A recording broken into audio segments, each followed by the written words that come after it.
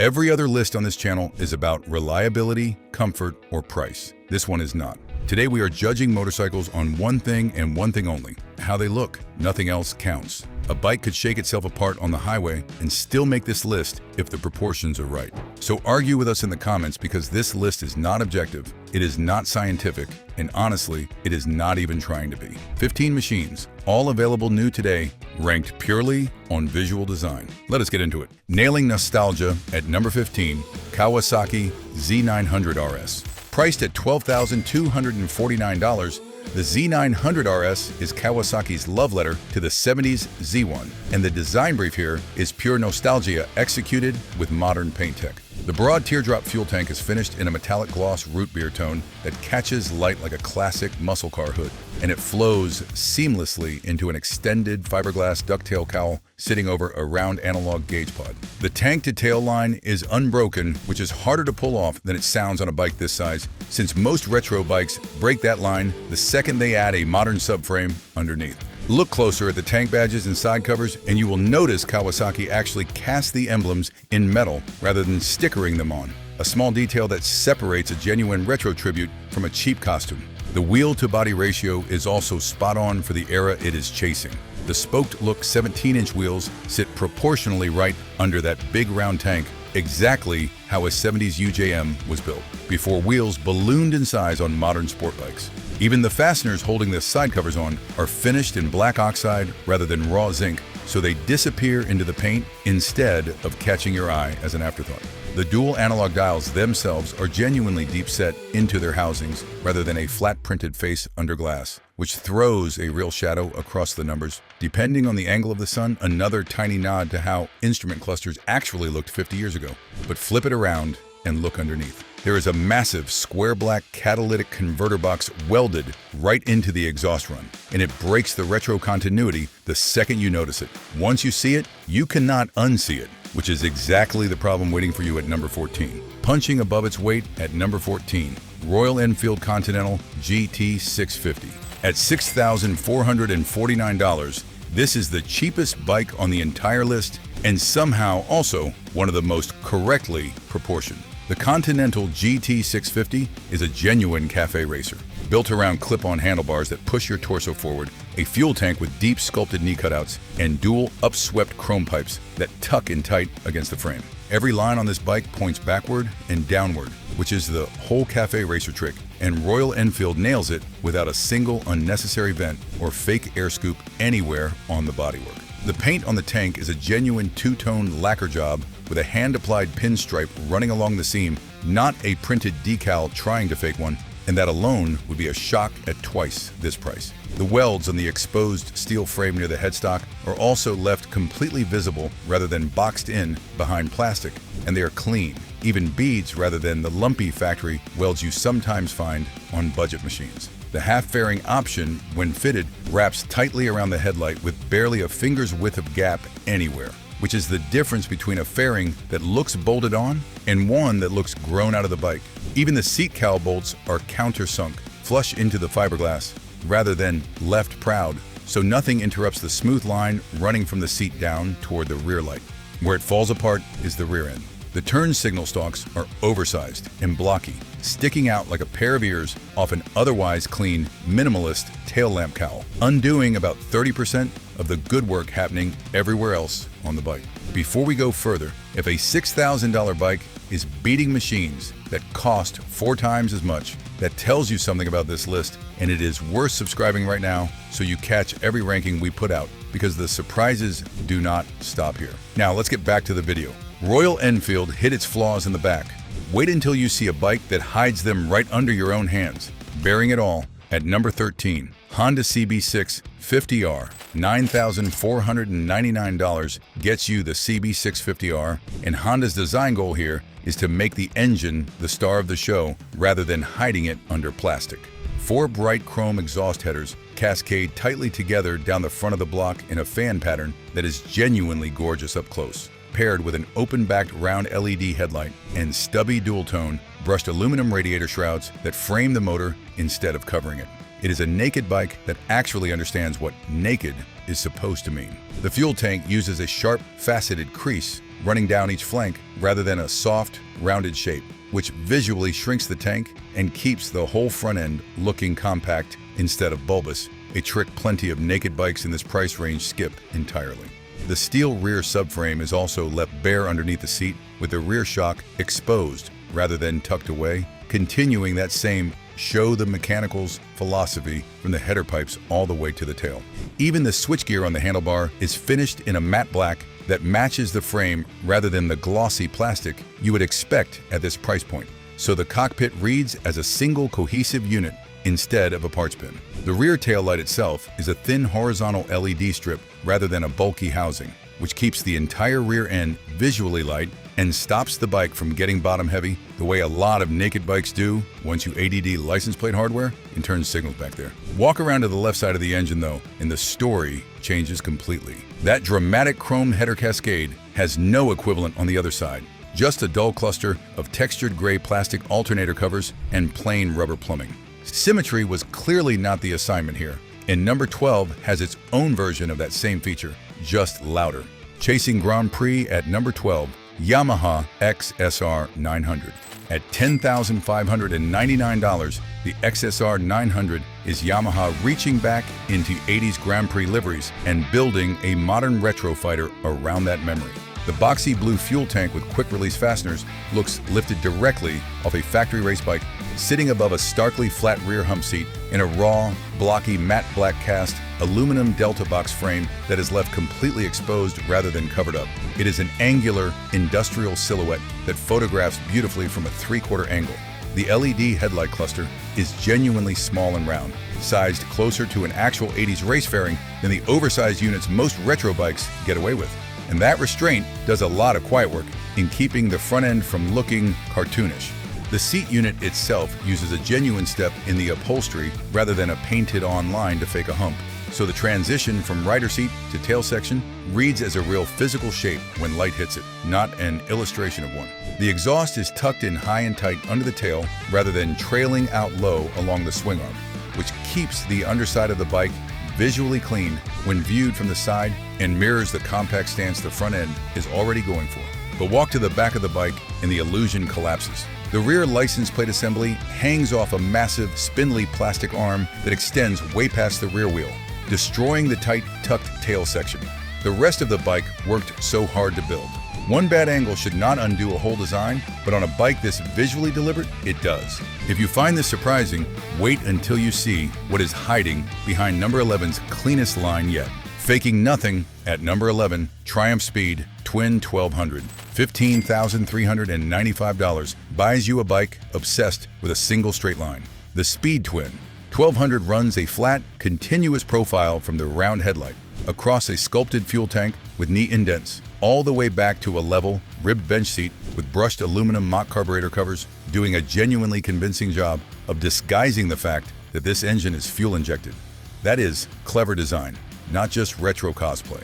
The twin exhaust headers are routed low and tight along the frame rails before merging into twin upswept reverse cone mufflers on either side, keeping the underside of the bike visually light instead of cluttered with two full systems.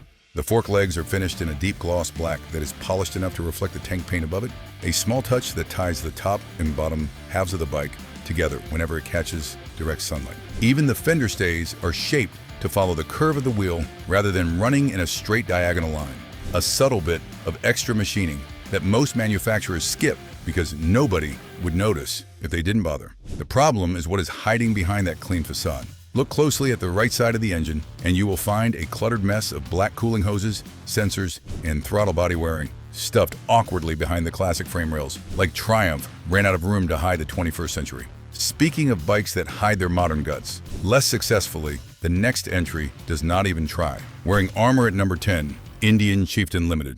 The Chieftain Limited comes in at $29,749, and this is a bagger built entirely around the idea of a hard, geometric fork-mounted fairing, housing, and electronic windscreen.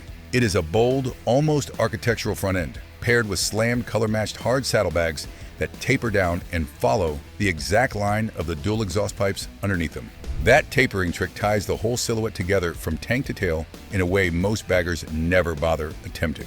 The fenders are deeply valenced and painted in the same multi-stage color as the tank and saddlebags, so the whole bike reads as one continuous painted surface rather than a collection of separately colored panels bolted together, which is a genuinely difficult thing to pull off on a bike with this many distinct body sections. The dual exhaust tips themselves are canted outward at a slight angle rather than running perfectly parallel, a subtle detail that keeps the rear three-quarter view from looking too rigid and symmetrical. The floorboards and highway pegs are finished in the same dark chrome as the fairing trim, rather than the brighter chrome you would expect on a cheaper bagger, which keeps the whole lower half of the bike from looking flashy against the deep paint above it. Crouch down and look underneath the front fairing near the wheel, though, and you find an expansive empty cavern of unpainted black plastic structural webbing, the kind of thing you would expect inside a car bumper, not on a $30,000 motorcycle. Big, confident shapes up top, cheap hollow guts underneath. Genuinely gorgeous from every angle that matters, but number 9 takes that same confidence somewhere even more extreme. Sculpting metal at number 9. Arch Motorcycle Method 143.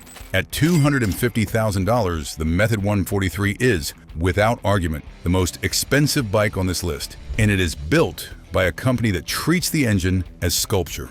That massive 2,048 cubic centimeters V-twin sits inside an all-carbon fiber monocell chassis with CNC machined layers of billet aluminum body panels wrapping directly into a fine leather seat. Nothing here is stamped or molded. It is machined, and it shows in the way light catches every facet differently depending on the angle you view it from, almost like a faceted jewel rather than a painted panel. The fuel tank is not painted at all. It is raw, brushed aluminum left in its natural finish, which means every unit that leaves the factory is genuinely one of one in terms of grain and texture, something no painted bike on this list can claim. Even the foot pegs and hand controls are custom fitted to each individual buyer's body proportions before the bike ships, so the entire riding triangle is bespoke rather than adjusted from a stock template. The seat leather itself is hand-stitched using a saddle stitch technique borrowed from high-end leather goods rather than a machine-sewn seam, and the stitching is visibly doubled back at the seams, a detail most riders will never notice, but that separates genuine handcraft from a factory sewing line. But turn the bike over and look at the underside, and the illusion of total craftsmanship breaks. There is an abrupt, jarring transition where the intricate machined aluminum fairings simply stop, giving way to a raw, blocky oil pan structure underneath the motor, like two different design teams worked on two different halves of the same bike and never compared notes. $250,000 of handmade sculpture and still not immune to one bad seam.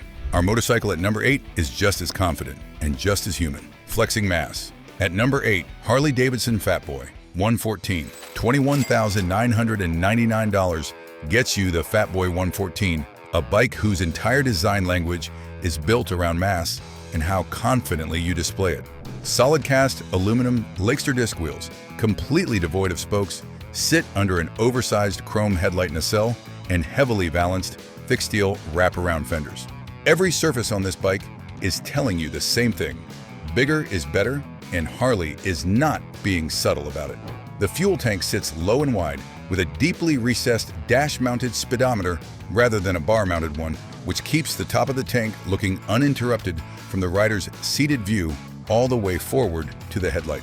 A small detail that reinforces the whole one solid mass theme.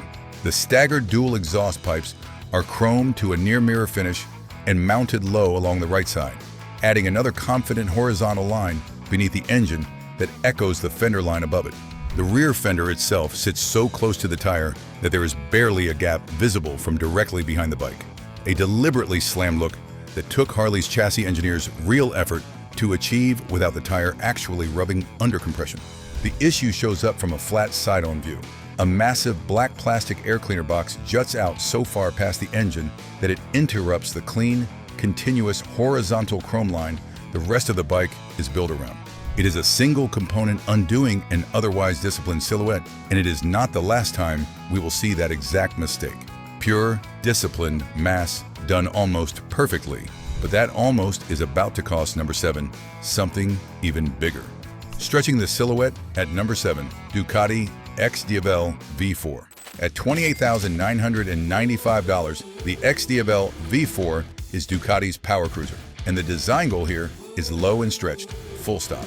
A lightweight aluminum chassis drops down to a spoon-shaped leather saddle, sitting behind an oversized 9.4-inch rear tire that is left fully exposed by a single-sided swing arm, and finished off with a wide-mouthed 4-exit exhaust tip. It is aggressive without needing a single sticker to say so. The forward-mounted foot controls stretch the rider's silhouette out along the bike rather than folding them up underneath, which extends the visual length of the whole machine even further than the frame itself does. A classic power cruiser trick, borrowed and sharpened here. The radiator shrouds are shaped to taper backward into the tank rather than sitting as a flat slab up front, disguising what is normally the ugliest, most utilitarian part of any liquid-cooled bike. The LED running light signature wraps in a thin red line beneath the main headlight, a small signature touch that shows up again on the taillight, giving the front and rear of the bike a matching visual bookend most riders would need to be told to notice. From the rider's own seat, though, looking down over the handlebars, there is an empty industrial gap between the fuel tank and the triple clamps, packed with visible zip ties and throttle cables in plain sight. Nobody riding it will care, but somebody standing beside it definitely will. And that gap costs it real points here. A stretched, low, gorgeous power cruiser, and still one detail short of flawless. Number 6 goes even further, exposing everything for better and worse. Bearing the boxer at number 6, BMW R18. $15,495 is the AS key for the R18, and BMW built this entire motorcycle around one single decision: expose the engine completely. That 1,802 cubic centimeters horizontally opposed boxer twin sits front and center in a double cradle steel frame, with an unshielded, spinning nickel-plated drive shaft and elongated fishtail pipes flanking either side. It is the most literal example of engine as centerpiece on this entire list. The fuel tank is hand-painted using a double pinstripe technique across multiple color options applied by hand rather than machine, and BMW leaves the paint booth number and painter's signature stamped discreetly underneath the seat as proof of that process. The seat itself uses genuine sprung mounting hardware, visible coil springs rather than hidden gas struts, a deliberate throwback that ties directly into the exposed mechanical theme running through the whole bike. The valve covers on the boxer heads are polished aluminum rather than painted black like most modern boxer engines, so they catch light independently from the rest of the motor and function almost like jewelry sitting on either side of the bike. Stand directly in front of it though, and that same strength becomes a weakness. The sheer width of those exposed cylinder heads makes the rest of the chassis, and especially the slender front tire, look awkwardly thin by comparison, like the bike forgot to finish growing everywhere except the engine. An engine so beautiful BMW built the whole bike around, showing it off. But number 5 proves handmade beauty comes with its own blind spot. Hand-building perfection at number 5. Norton V4SV. At $51,500, roughly 38,000 British pounds, the V4SV is a genuinely handmade motorcycle, and it looks it. Unpainted carbon fiber body panels wrap around a polished, mirror finish, aerospace aluminum twin spar frame matched to a single-sided swing arm finished to the same standard. This is a bike where every surface has clearly been touched by hand rather than stamped by a machine. And the fit and finish shows it in the weave pattern of the carbon, which is left visible under a clear lacquer rather than buried under paint, like most manufacturers choose to do. The fasteners throughout the bodywork are titanium rather than steel, finished in that faint straw gold color heat-treated titanium naturally takes on, which reads as a deliberate design choice rather than just a weight-saving one. The tail section tapers to an almost impossibly thin point behind the seat, a shape only really achievable when you are hand-laying carbon rather than working within the constraints of an injection mold. The mirror stalks are machined from solid aluminum billet rather than cast, and their edges are chamfered by hand. Small enough details that you would only ever notice them in person, which is exactly the kind of obsessiveness $50,000 is supposed to buy. The one place that betrays its price tag is the dashboard. Behind the windscreen sits a digital display housed in blocky black plastic enclosures that look like they were pulled off a bike from 2015, a strange dated detail on a machine that costs more than most people's cars. $50,000 of hand-laid carbon, and still one component stuck in the past. Number 4 throws away almost everything on purpose, stripping it bare. At number 4, Triumph Speed. 12200RR, $20,950 buys the speed. 12200RR. And this is the most stripped down bike on the entire list. A single round LED headlight sits inside a sculpted bullet-shaped half fairing, paired with low clip-on bars and a totally exposed, minimal rear subframe with minimal bodywork covering it at all. It commits to minimalism harder than anything else here, and that commitment is either the best thing about it or the worst, depending entirely on your taste. The aluminum frame. Spars are left in a raw, brushed finish rather than painted or powder-coated, and Triumph deliberately routes the wiring harness along the inside of the frame rail rather than the outside. So from a standing three-quarter view, the bike reads as almost impossibly clean for something with this little bodywork left to hide behind. The fuel tank is one of the smallest, tightest wrapped units on this entire list, hugging the frame so closely that there is barely a seam visible where tank meets frame spar. The front mudguard is a tiny carbon fiber sliver rather than a full coverage fender, which keeps the entire front wheel visually open and continues the bike's whole philosophy of removing anything that is not strictly necessary. Walk around to the rear and look straight on, and that same lack of bodywork leaves a bundle of raw wiring and shock adjustment hardware sitting completely exposed under the seat. Unprotected and unapologetic. A bike this stripped down should have nothing left to critique. But number 3 proves even minimalism has a seam somewhere. If a bike this radical is splitting opinions in your head right now, that argument belongs in the comments. So go like this video and drop your take. Because a design list like this only works when people actually disagree out loud. Sculpting the Wind at number 3, Aprilia RS V4 Factory. $25,999 gets you the RS V4 Factory, a bike built entirely around downforce and speed made visible. Sharp, track-bred plastic fairings. Flank a recessed triple LED headlight setup, flowing back into an oversized raw aluminum dual-beam chassis with massive integrated winglets that look like they were pulled straight off a MotoGP grid. Every panel line on this bike is doing aerodynamic work, not just decoration, and that gives it a purposefulness most sport bikes fake, and this one actually earns. The winglets themselves are not bolted on as an afterthought.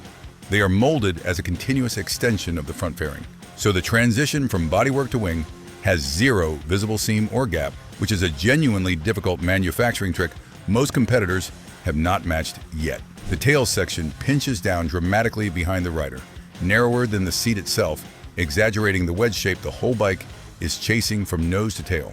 The front fender is cut with sharp, aggressive vents rather than a smooth, solid surface, echoing the winglet shapes above it, so the front end feels like one continuous aerodynamic idea rather than a headlight and a fender that happen to share a wheel.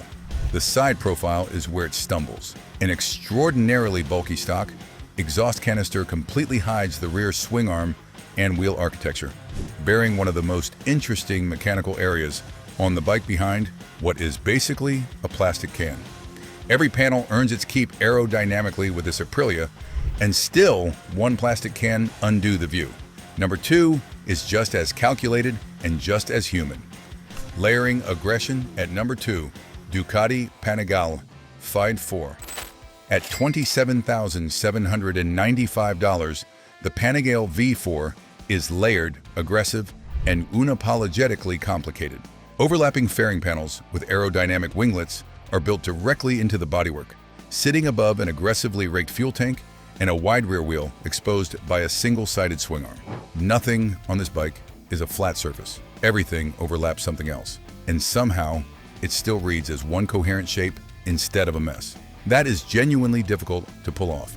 And the paint on the top-tier trim uses a genuine tri-coat process with a visible fleck under direct light, applied over body panels whose gaps are measured in thousandths of an inch, essentially razor-thin tolerances rather than the wider tolerances you find on mass-market fairings.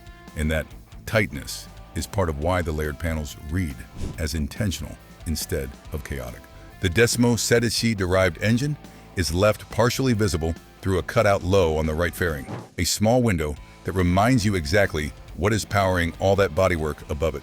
Even the belly pan underneath the engine is shaped with its own subtle bends and creases rather than being a flat plastic tray, continuing the layered, faceted theme all the way down to the part of the bike almost nobody bothers to look at.